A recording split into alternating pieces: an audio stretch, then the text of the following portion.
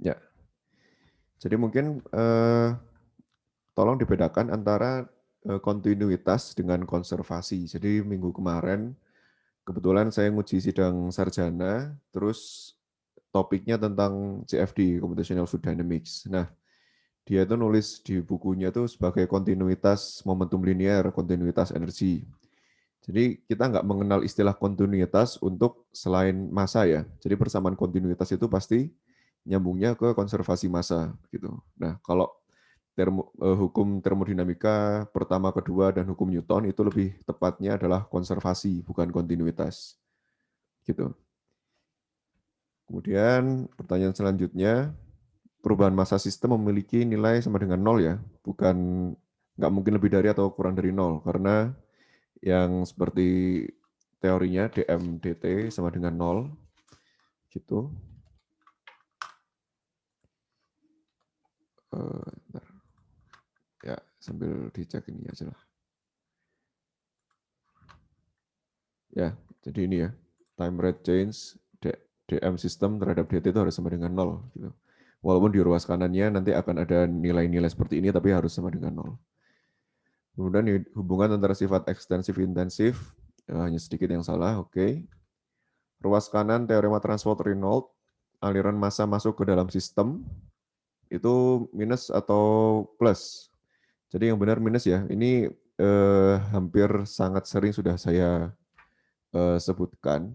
Jadi selama kuliah, kalau ada aliran masuk ke dalam sistem, berarti kan dia berseberangan atau berlawanan arah dengan si vektor dari permukaan aturnya. Jadi karena perkalian dotnya dari dua ini adalah berlawanan, maka kurang dari 0. Jadi aliran massa masuk sistem, itu yang benar adalah negatif. Sedangkan kalau keluarnya ini lebih dari 0, jadi positif. Gitu. Dan ini pertanyaannya diulang juga, cuman dibalik aja. Jadi yang keluar massa keluar dari sistem itu adalah positif, gitu. Karena di sini positif. Selanjutnya laju aliran massa itu m dot sama dengan rho AV ya. Jadi rho densitas kali AV, AV-nya adalah debit. Jadi ada dua jawaban benar di sini. Kemudian persamaan konservasi massa dapat dikonversi menjadi kontinuitas debit jika yang paling tepat, jadi bukan semuanya, tapi hanya fluida incompressible. Jadi kan persamaannya m dot sama dengan rho AV ya. Ini ujung-ujungnya adalah m dot rho AV untuk si persamaan kontinuitas. Nah, ini kalau yang bisa membuat dia menjadi apa namanya? Bisa menjadi kontinuitas debit itu kalau rho-nya diabaikan. Jadi sisa AV aja. Jadi yang paling tepat hanya incompressible saja gitu. Ini ya. Ini saya minta memilih yang paling tepat. Walaupun yang kalau milih yang atas-atasnya juga nggak terlalu benar juga. Walaupun ujung-ujungnya juga bisa gitu ya. Kemudian volume atur bergerak tidak terdeformasi, maka kecepatan digunakan adalah kecepatan relatif. Ini yang contohnya aliran fluida dalam engine pesawat. Jadi yang kita masukkan kecepatan relatif ya, ada di sini. Ada di sini. Ini masih ada yang pakai kecepatan absolut fluida. Jadi kalau kecepatan absolut fluida dia arahnya bagaimana dibandingkan dengan sistem yang bergerak, terdeformasi atau tidak, volume aturnya maka harus mengikuti kecepatan relatif. Kemudian konservasi momentum linier, ini cuman pemilihan kata saja. Jadi ini jumlah gaya eksternal, sorry ini apa ya? Nggak kelihatan. Persamaan konservasi momentum linier menggunakan dasar, itu gaya-gaya eksternal bekerja itu setara dengan laju perubahan momentum linier. Jadi dmv kali dmv dt gitu ya. Bukan hanya momentum linier aja, tapi penurunannya gitu. Jadi di sini ada penurunannya. Di mana v ini vektor kecepatan, rho dv ini adalah masanya gitu. Pak, izin bertanya, Pak. Ya, ya. Tahu saya kalau momentum konserv itu perubahan momentum terhadap waktunya sama dengan 0, Pak. Yang mana itu? Yang pernah diajarin waktu TPB dulu, kalau konserv itu dp/dt-nya 0, Pak. Kalau dp/dt-nya 0, Coba, misal ada kendaraan masanya 100 kilo, kecepatan 50 meter per second gitu, nabrak sebuah benda yang diem. Kalau dia nol, implikasinya kemana? Nggak mungkin kan? Jadi momentum itu terkonservasi. Jadi benda diemnya itu akan menerima si gaya-gaya yang bekerja itu juga. Gitu. Mungkin typo kali. Mungkin bukan itu. Coba di-review lagi. Oke, kemudian pertanyaan selanjutnya. Ini kita review yang paling, aduh, di mana tadi? Respons. Salah ya? Oh, salah. Sorry. Oke.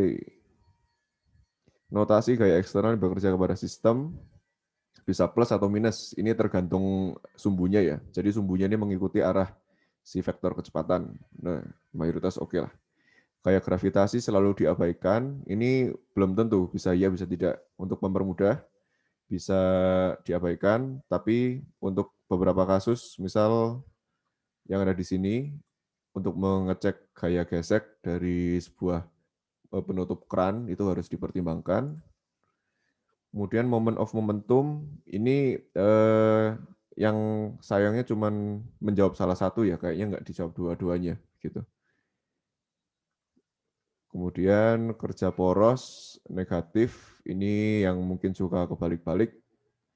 Jadi kalau negatif berarti si kerjanya itu keluar dari sistem. Sedangkan kalau positif kerjanya masuk ke sistem gitu.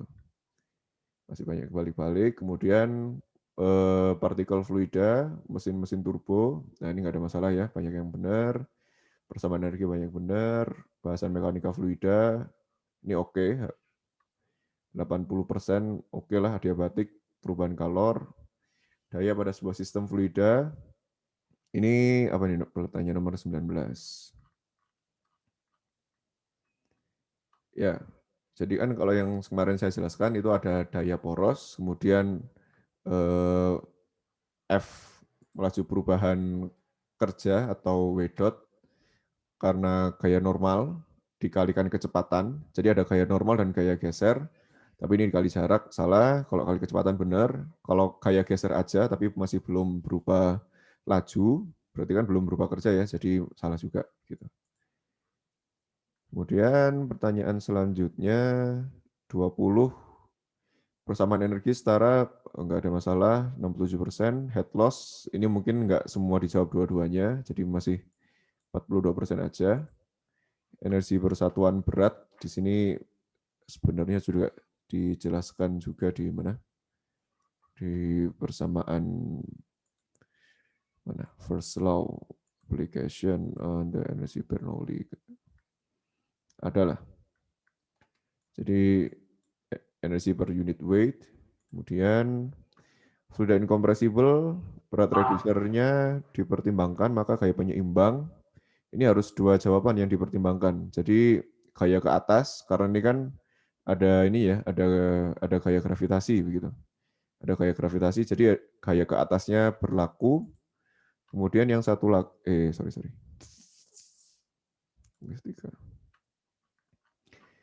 Ya, jadi ini kan ada kiri kanan atas bawah ya. Jadi resultannya ke arah mana? Ini ada gaya gravitasi. Ini sudah dituliskan bahwa reducer ini punya berat yang dipertimbangkan. Kemudian ini kan ada gaya normal ya. Gaya normal atau gaya geseknya kan bisa kita abaikan kemarin. Kalau gaya normal, di sini kan reducer untuk incompressible, maka P tekanan di kiri, maka akan lebih besar daripada tekanan yang di kanan. Jadi tekanan yang masuk ke sini itu akan lebih besar, arahnya ke kiri, maka arahnya ke kanan, maka gaya penyeimbangnya harus ke arah kiri gitu. Jadi itu kalau terkait momentum linear. Jadi yang benar adalah kiri dan atas. Apa sih? Oh, salah. Ya. Terus apa lagi nih? Analisis kinematika fluida ini ngulang yang soal kuis sebelumnya. Jadi semuanya dipertimbangkan. Massa atur ini juga dianggap di teorema transport Reynolds karena kita kan mengikuti masanya bergerak gitu ya. Kemudian laju perubahan kecepatan terhadap koordinat waktu, terhadap koordinat titik. percepatan lokal yang terhadap posisi itu kecepatan konvektif ya, nggak ada masalah. Kemudian yang terakhir nomor 25, darah dipompakan, maka kecepatan di kapiler jika dibandingkan maka akan lebih lambat gitu. Jadi selain dari luas penampang, diperhatikan juga si jumlahnya. Jadi jumlah dari penampangnya ini juga, jumlah dari kapilernya ini juga dipertimbangkan.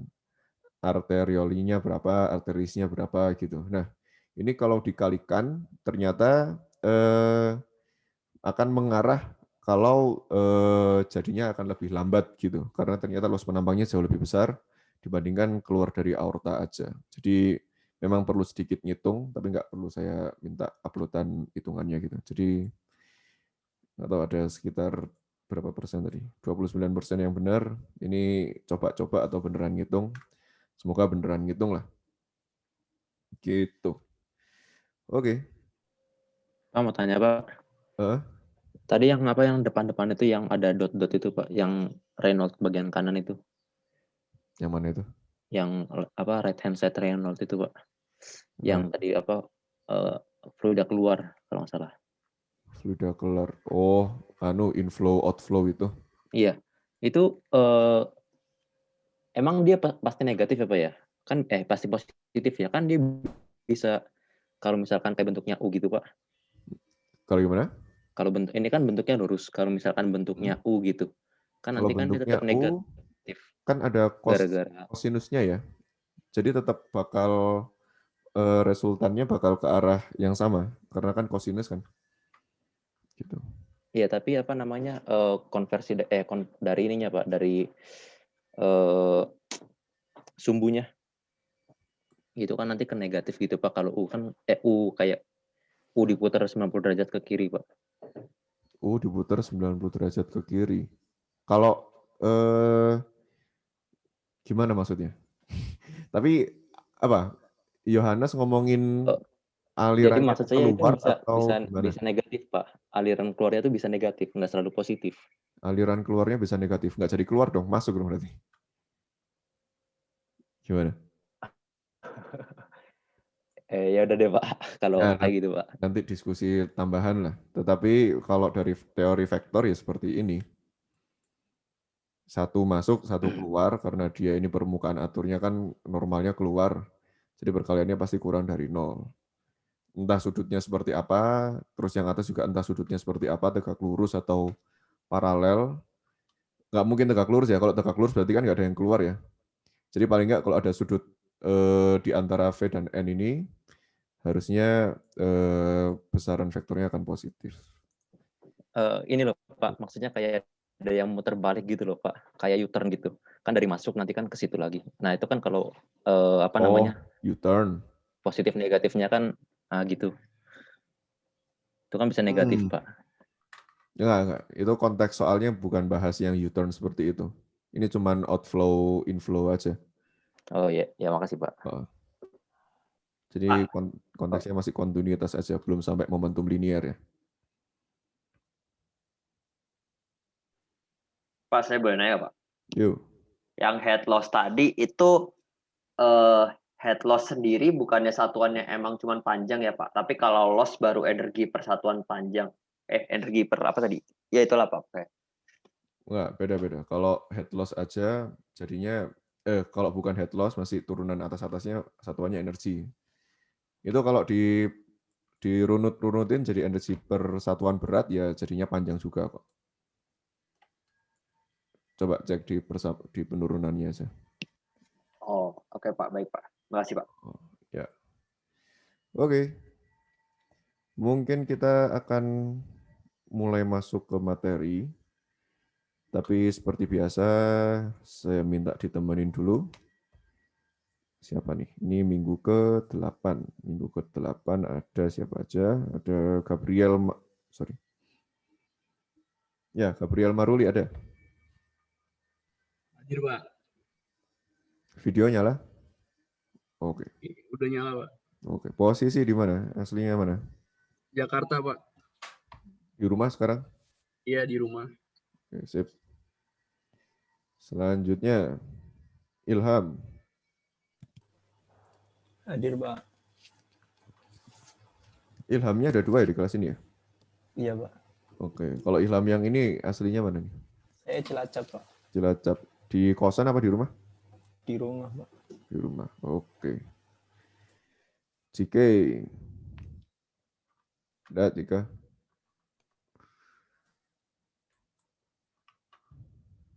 Cike, ayak. Masih mati kayaknya mic-nya tuh. Lalu. Oh, mohon maaf. Mic saya rusak. Ya? Siapa nih? Muhammad Farhan. Cike ada suaranya nggak nih? Halo, Pak. Masih mute tadi. Cike aslinya mana tuh? Asli Jakarta, Pak. Jakarta. Tapi keturunan Medan. Ya, betul. Oke. Sip. Nisa. Ada Nisa. Ya, halo Pak. Oke, Nisa posisi asli mana? Saya asli Bandung. Oh, Bandung. Ya, ya. Bandungnya di mana? Di daerah Gunung Batu, Pak.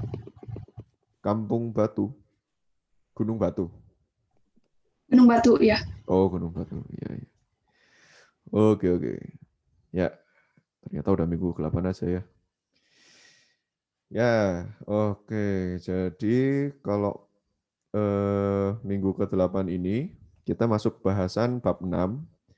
Jadi bab 6 ini dibagi ke 2 minggu, ada analisis diferensial aliran fluida dan dibagi dalam 2 minggu ya. Nah, ini mungkin yang menjadi catch phrase-nya untuk persamaan untuk solusi analisis diferensial itu adalah persamaan Navier-Stokes. Jadi saya rasa walaupun kalian belum ambil mekanika fluida pasti sudah sering dengar dengan namanya persamaan Navier-Stokes. Jadi ini persamaan yang bisa dibilang persamaan $1.000.000 gitulah kalau kata orang-orang para peneliti gitu. Jadi gimana caranya untuk bisa menyelesaikan si persamaan ini, si Navier-Stokes. Tapi sebelum ke Navier-Stokes, nanti kita juga akan melihat terkait persamaan Cauchy dan persamaan Euler.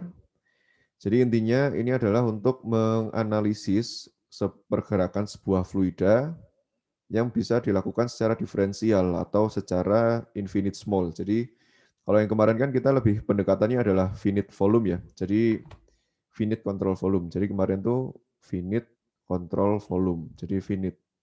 Maksudnya finite itu kan berarti kita sudah mengeset kalau yang akan kita tinjau misal reducer gitu. Jadi yang kita tinjau ya segini aja. Nah, tapi kalau kita mau meninjau per poin-poinnya itu seperti apa? Nah, ini yang membutuhkan adanya analisis diferensial gitu. Jadi seperti yang beberapa video sudah saya tampilkan, analisis diferensial itu aplikasi paling sering kita lihatnya adalah di sekitar airfoil gitu. Jadi nanti bentuk alirannya seperti apa. Kemudian ini masih konteksnya adalah aliran laminar, tapi nanti kalau ketika sudah alirannya berbentuk turbulen, itu kan akan ada perputaran-perputaran seperti itu. Nah, ini akan seperti apa juga pola aliran yang bisa dihasilkan. Nah, pola aliran yang seperti ini itu tidak bisa diselesaikan secara analitik seperti pada finite control volume analisis. Jadi istilahnya kalau finite control volume ini biasa dibilang sebagai analisis integral. Jadi kan ini kita punya informasinya seluas bagian apa, kemudian kita integralkan gitu. Nah, nanti kalau diferensial, nanti ujung-ujungnya akan dalam bentuk diferensial parsial gitulah. Jadi kita sudah beberapa kali melihatnya di penurunan tekanan pada satu titik, kemudian penurunan apa lagi kemarin tuh?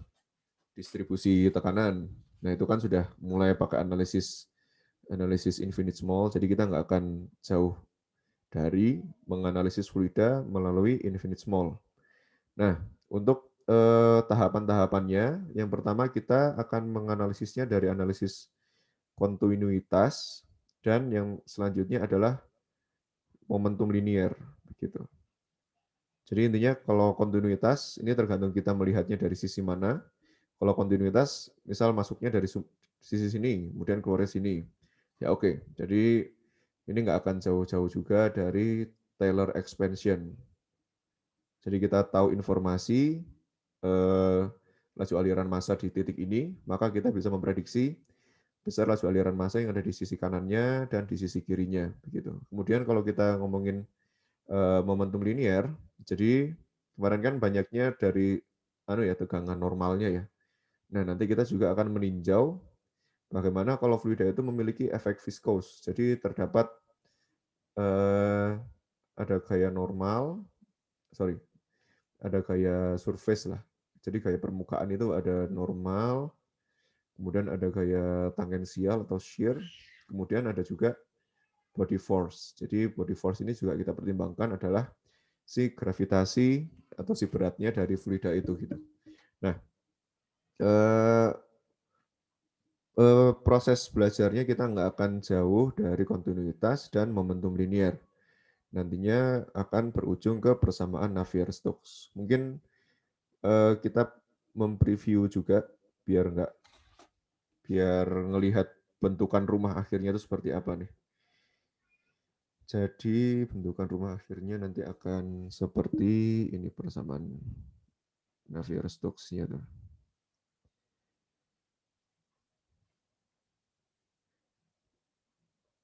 Oke, persamaan Navier-Stokes.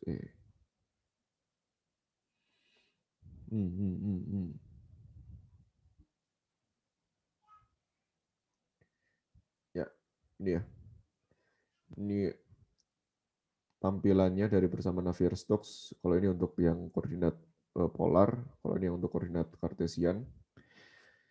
Ya, pusing ya. Saya juga pusing kalau begitu ngelihat di awal nih. Jadi di sini kalau kalian familiar, di sini kan ada yang mirip acceleration field ya. Ini mirip acceleration field, kemudian kita kalikan dengan densitas, kemudian di sini rho GV biasanya ini sudah terkait body force. Jadi ini body force, kemudian di sini nanti ada gaya normal force, dan di sini adalah gaya shear force. Jadi bersama Navier-Stokes ini enggak turunannya dari F sama dengan M kali A gitu. Kemudian ini nanti kita bagi dengan volumenya. Jadi massa dibagi volume, sisa rho, kemudian A-nya kita masukkan di bersama Navier-Stokes di sini, dari material derivatif, kemudian gaya normal, itu karena adanya unsur tekanan, jadi kalau kita punya fluida gitu, kan pasti punya tekanan ya dari berbagai sisinya. Jadi kalau kita ngomongin airfoil, kita lihat satu titik elemen, kalau kita perbesar, itu nanti akan ada berbagai tekanan. Nah, itu kita pengennya bisa ngeplot sepanjang ini gitu. Jadi di sini diferensial dan bisa menentukan untuk kalau kita tahu kondisi batasnya, maka kita bisa menentukan besar gaya-gaya yang bekerja. Itu dari gaya normal, kemudian gaya body force, rho G kali V ya. Rho G kali V jadi body force.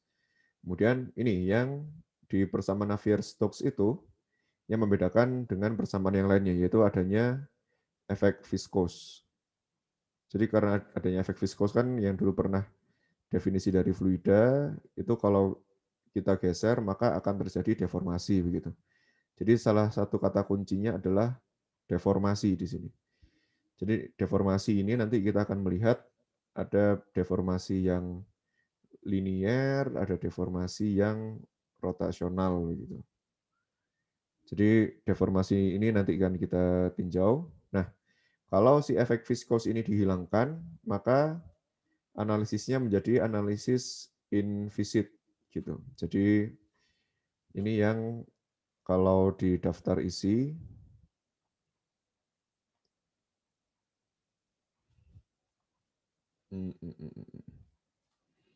ya, jadi differential analysis.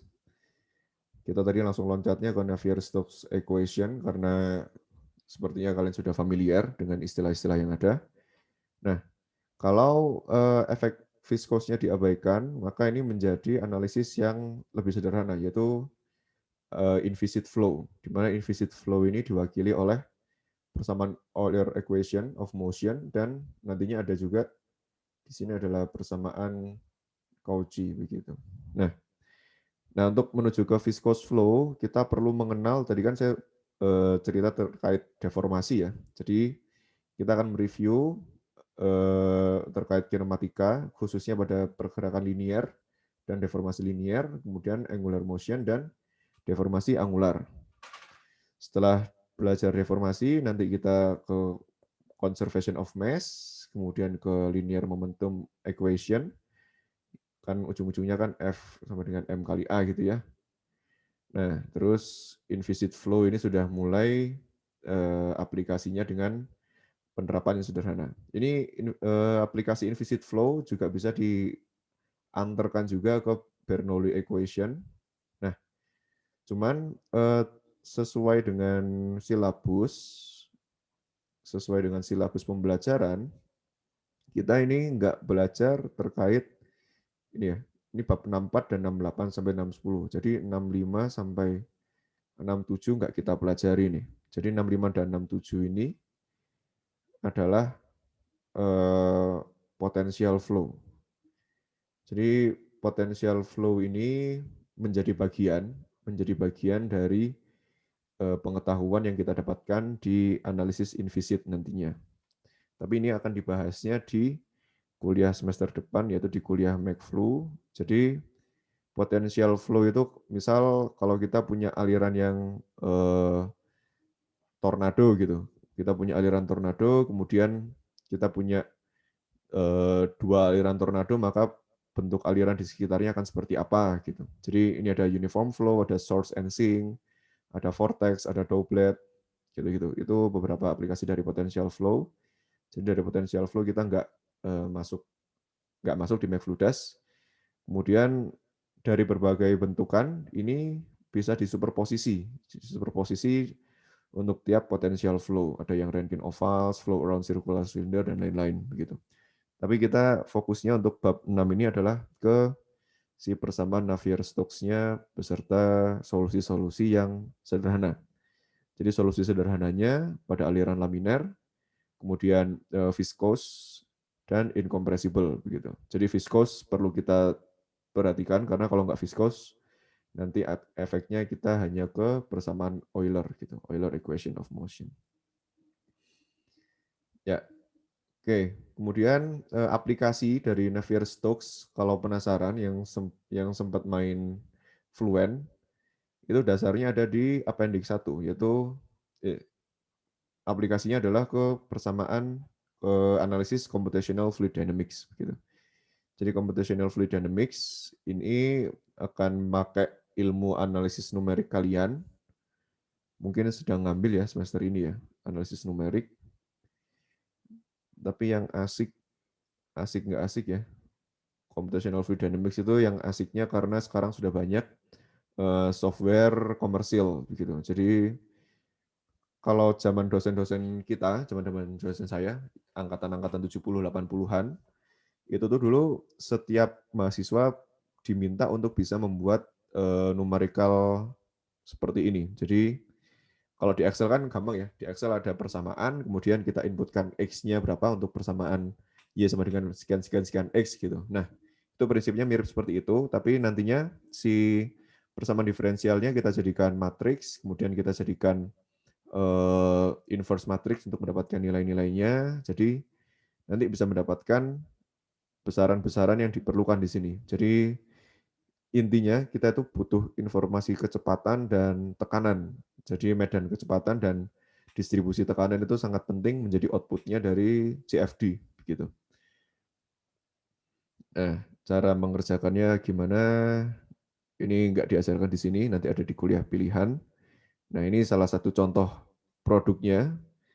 Jadi ini nilai untuk mendapatkan psi. Jadi psi ini parameter lain yang mengakomodir ke kecepatan nantinya. Nah, ini ketahuan nih. Jadi nilai dari psi di sisi atas sekian, kemudian makin ke bawah sesuai dengan grid yang kita tentukan, maka nilainya akan menyesuaikan gitu. Jadi analisis diferensial ini akan menjadi dasar yang baik untuk kita sebelum menyentuh ke program-program CFD yang komersil begitu. Oke. Itu terkait preview seberapa pentingnya materi kita sekarang. Nah, jadi motivasinya tadi sudah saya sebutkan. Kita telah melihat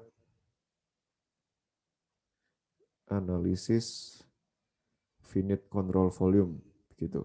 Jadi ini bisa disebut sebagai integral analysis atau bisa ditulis juga sebagai large scale analysis gitu. Jadi kalau misal momentum angular di turbin gitu ya, itu kita bisa mendapatkan kecepatannya sekian untuk di tiap tingkat turbin, maka tiap tingkatnya setara dengan porosnya daya poros berapa. Nah, sekarang kita melihatnya lebih detail. Kita lihat lebih detail pada infinite small volume atur juga gitu. Ini nantinya akan menjadi differential analysis. Oke. Jadi nanti kita perlu kombinasikan dengan fluid properties seperti biasa. Jadi pengetahuan tentang fluid properties juga diperlukan. Nah, ini outputnya adalah si CFD itu ya, Computational Fluid Dynamics. Jadi kita outputnya nggak sampai bisa membuat program CFD, tapi lebih ke arah paham dalam CFD itu ada unsur apa aja. Jadi CFD yang utamanya adalah menggunakan persamaan kontinuitas. Ini untuk ke analisis volume atur dan juga nantinya ke momentum. Outputnya nanti ada ke Cauchy equation, kemudian ada ke Euler equation, dan ke persamaan mbahnya McFlu itu adalah Navier-Stokes equation. Gitu. Jadi kalau searching Navier-Stokes equation mungkin akan beda-beda si bentukannya itu akan beda-beda tergantung si orangnya akan mendefinisikan variabelnya seperti apa. Tapi intinya itu nggak jauh-jauh dari sigma F sama dengan M dikali A, di mana F ini ada F surface, kemudian di sini adalah F body force, kemudian A ini perlu material derivatif. Gitu. Jadi nggak akan jauh-jauh dari sini, kemudian F surface-nya adalah gaya normal dan gaya shear. Shear ini disebabkan oleh efek viskos dari fluida. Viscous effect of fluid gitu. Ya. Jadi mungkin itu terkait preview Navier-Stokes. Nah, jadi pertama kalau di buku itu ini deformasi ya. Jadi terkait deformasi. Kinematika elemen fluida. Kinematika elemen fluida. Jadi elemen fluida itu jika kita infinite small-nya itu berupa kotak seperti ini ya. Jadi misal ini adalah elemen fluida, maka fluida itu bisa dengan jumlah massa yang sama. Bedanya kalau incompressible dan compressible berarti dia mengoccupy volume yang sama atau tidak. Jadi dia tuh bisa berubah bentuk, terdeformasi seperti ini, si satu elemen fluida itu. Nah, ini itu ada kontribusinya. Kontribusinya apa saja? Jadi kontribusinya yang pertama itu adalah namanya translasi. Jadi pergerakan translasi. Jadi ini hanya bergeser seperti biasa. Translasi. Kemudian nanti juga adanya deformasi linier.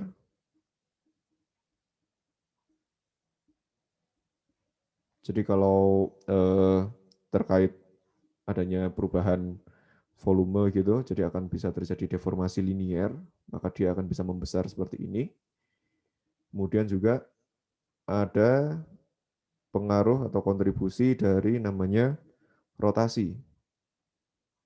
Jadi dengan adanya rotasi, maka si elemen fluida itu bisa berputar melalui satu sumbu tertentu, dan yang terakhir adalah deformasi angular.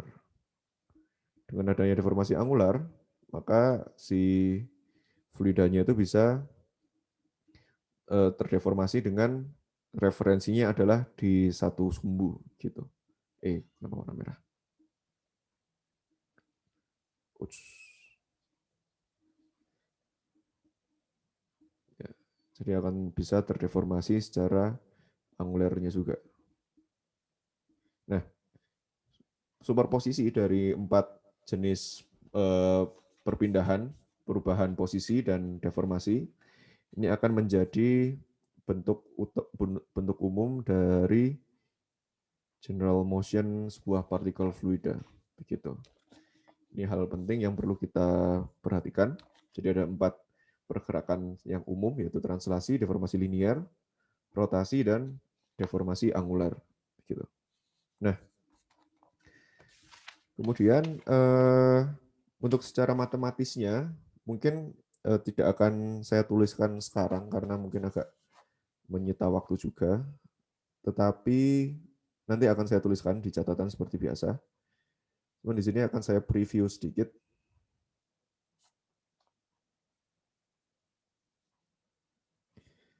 Ya, ini ya. Jadi fluid element kinematics pada waktu tadi saya nggak nuliskan saat T plus delta T ya. Jadi ya saat T plus delta T.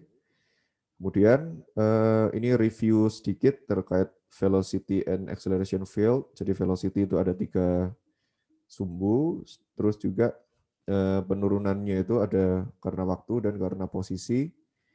Jadi kita perlu mempertimbangkan adalah material derivatif untuk analisis selanjutnya. Nah, untuk linear motion dan deformation, ini sederhananya linear motion, suatu partikel fluida akan bergeser dari O ke O aksen dengan jaraknya di sini adalah gini ya, V delta T begitu.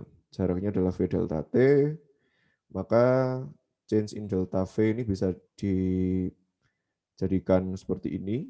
Jadi du dx untuk jarak delta x, kemudian luas areanya delta y delta z sejauh delta t, maka besarnya akan bisa diturunkan. Itu nantinya menjadi bentuk seperti ini. Jadi perubahan ini ya, jadi perubahan original volume kan harusnya nggak berubah jauh ya kalau dia cuman sekedar translasi aja, masih belum deformasi. Tapi kalau sudah deformasi maka volumenya akan berubah. Di sini detail yang lainnya juga. Jadi kalau ini adalah ketika deformasi. Jadi ilustrasinya ada di bawah. Deformasi ini berarti adanya pertambahan volume dengan besarnya sekian. Panjangnya adalah delta X, kemudian tebalnya adalah ke dalamnya. Kemudian ini adalah V dikalikan jarak, dikalikan dengan waktu. Nanti kita bagikan dengan volume. Jadi jika per unit volume, ini akan menjadi du dx. Ini untuk satu unsur. Gitu. Kemudian untuk unsur J dan unsur K, maka besarannya akan sama. Maka ini disebutkan sebagai volumetric dilatation rate. Jadi laju dilatasi volume, gitu. Laju perubahan volume. Ini terkait linear deformation. Kemudian kalau terkait angular deformation, bisa juga dibaca sendiri. Nanti akan saya tuliskan.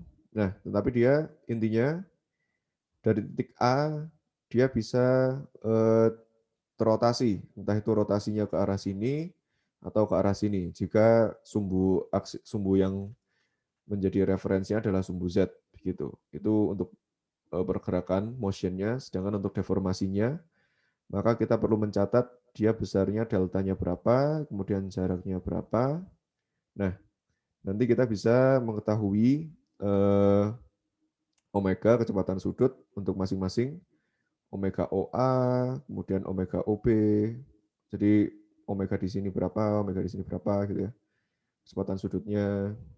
Maka nanti diturunkan ternyata ujung-ujungnya adalah ke sini. Jadi omega OA itu sama dengan do V do X. Jadi tergantung pada sumbunya. Jadi ini ketika berputar di sumbu Z, maka kecepatan itu akan bervariasi terhadap dx-nya, do X-nya. Sedangkan untuk ini yang untuk OA, sedangkan untuk yang OB, maka variasinya akan do U, do Y. Nah, kalau kita diminta untuk menghitung gamma Z atau di sumbu Z-nya ya, di sumbu Z-nya, itu kecepatan sudutnya berapa gitu.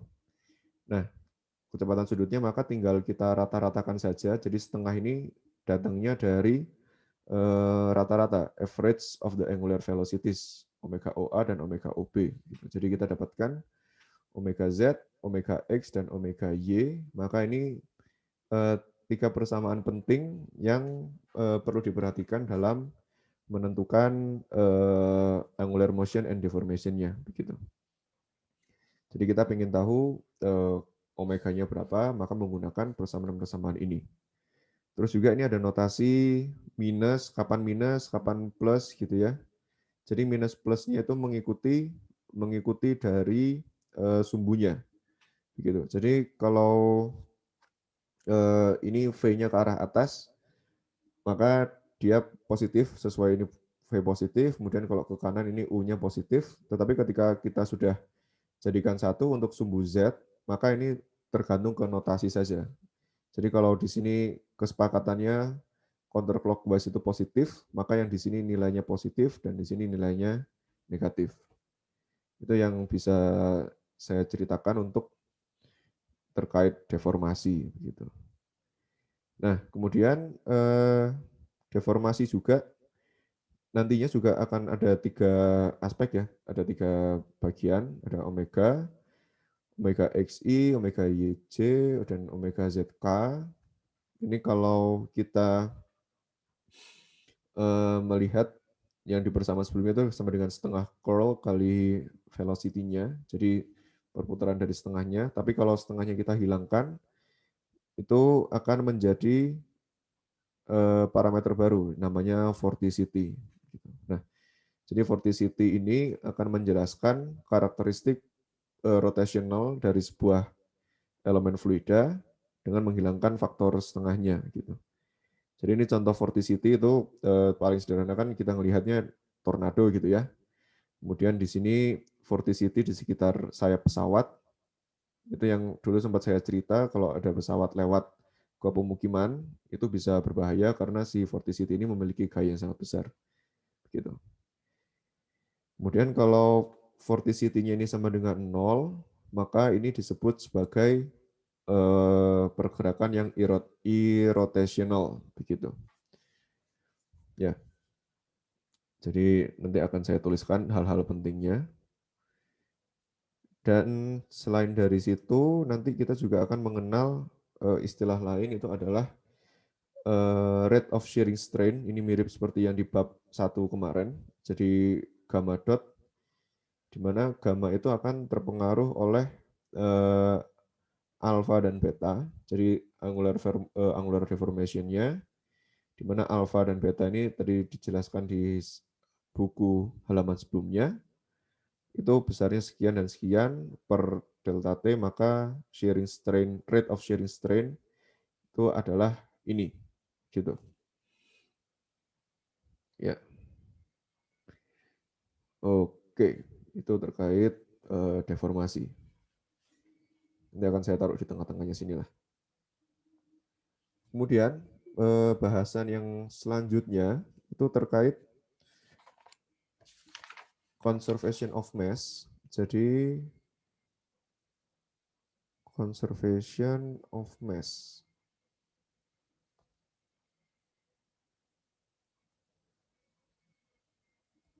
Ya. Jadi conservation of mass ini seperti yang sudah kita ketahui, bahwa perubahan massa terhadap waktu itu sama dengan 0, dan dimana kemarin kita pelajari di teorema transport Reynolds, ini dou dt, CV terus rho dv, ini kan sama dengan massa juga ya, massa detik, kemudian untuk seluruh massa yang masuk atau keluar dari permukaan atur, gitu. Dimana di sini kecepatan kalikan dengan vektor posisinya, permukaan, ini akan sama dengan 0 semua, gitu. Nah, di sini kita sudah mengenalnya sampai sini.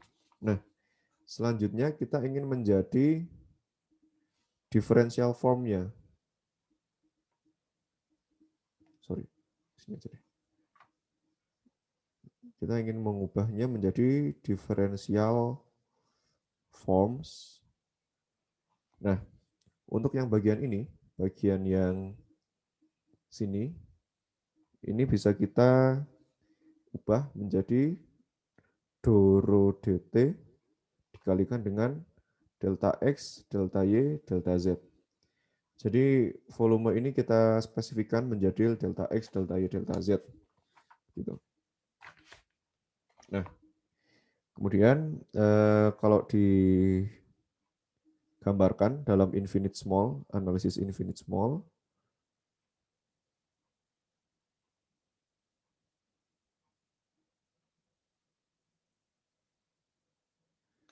nah, kita akan tertariknya itu berbicara mengenai mass flux.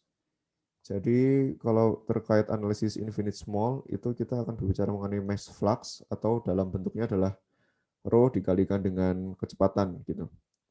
Jadi ini bisa dalam rho U, rho V, dan rho W, gitu. Jadi ini terkait yang di sini, ya, terkait yang bagian duanya. Ini berarti yang di bagian tengah, kalau kita pakai Taylor expansion, jadi yang di bagian tengah ini kan yang referensinya rho U-nya ya.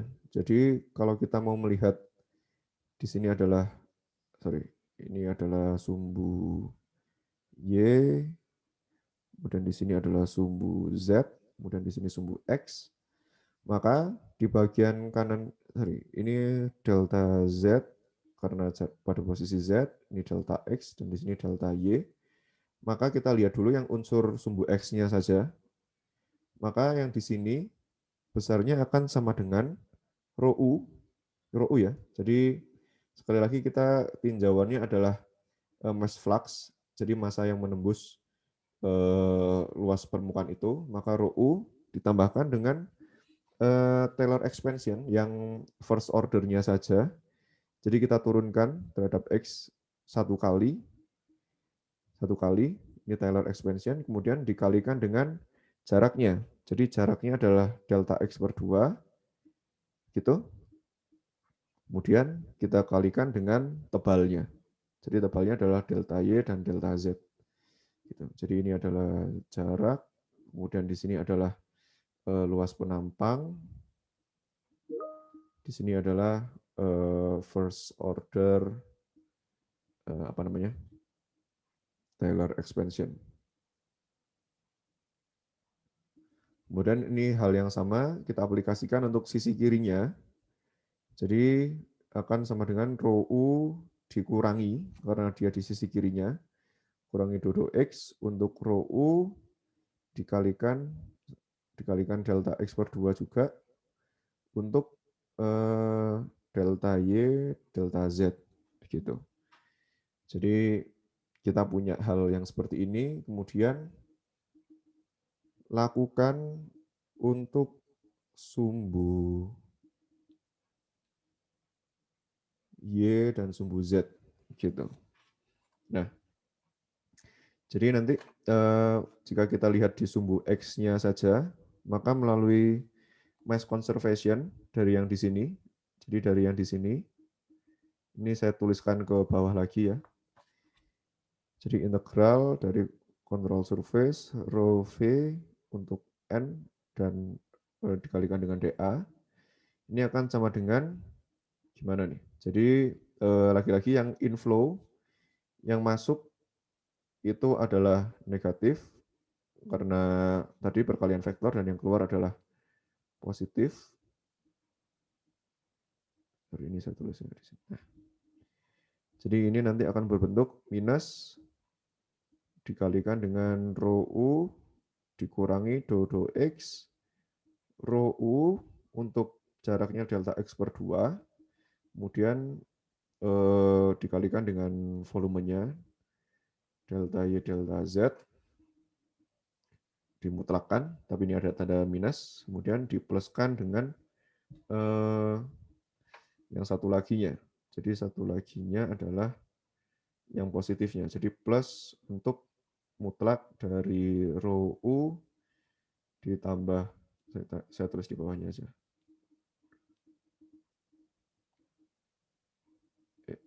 Nggak kehapus. Sebentar. Tab saya nge-lag.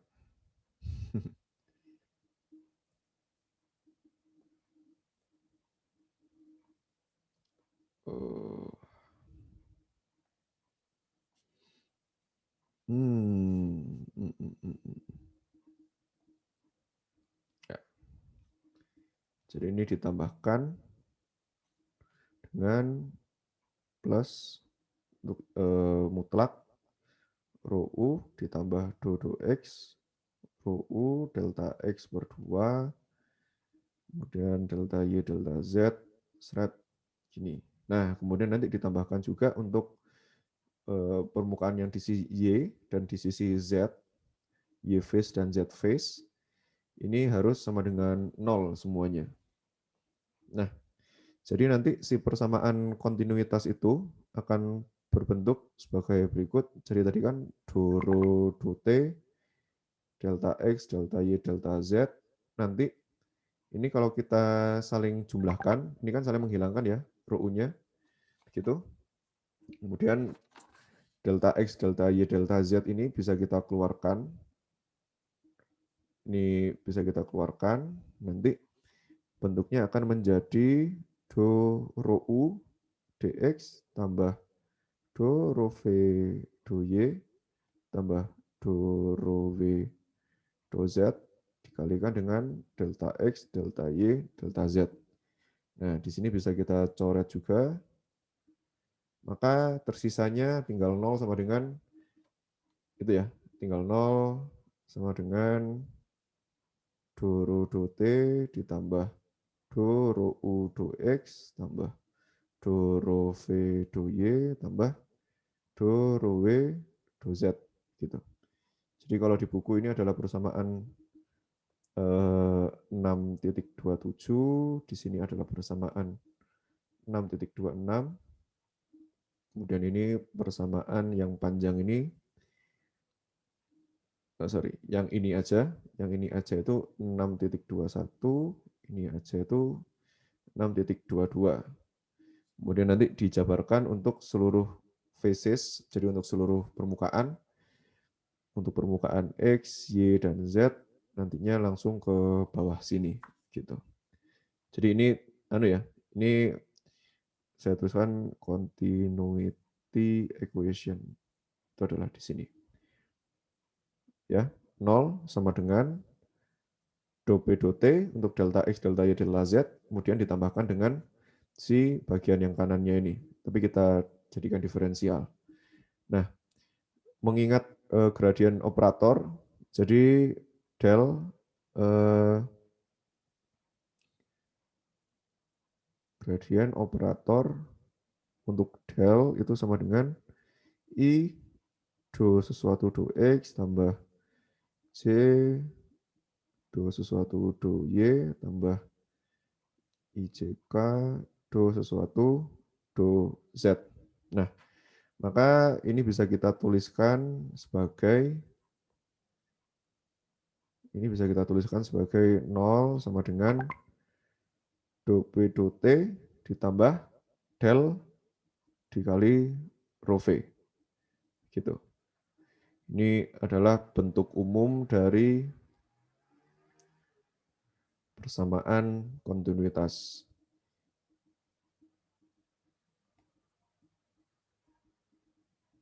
continuity. Ya. Atau conservation of mass. Ya, ini ada di persamaan 6.28. Jadi lahirnya equation of continuity itu berasal dari sini. Startnya dari teorema transport Reynolds, tapi untuk yang bagian sininya kita jadikan delta X, delta Y, delta Z. Kemudian untuk mass flow-nya kita jabarkan untuk semua sumbu. Ini jangan lupa mass flux ya bentuknya nantinya. Itu kenapa ρU, kemudian kita convert ke gradient operator, maka bisa kita dapatkan. Nah, ini bisa juga disimplifikasi. Jadi simplifikasi ya. Jadi kalau steady flow maka dou T sama dengan 0.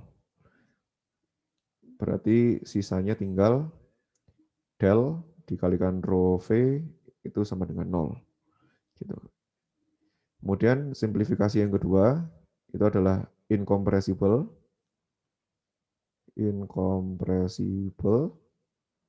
flow, maka rho sama dengan konstan.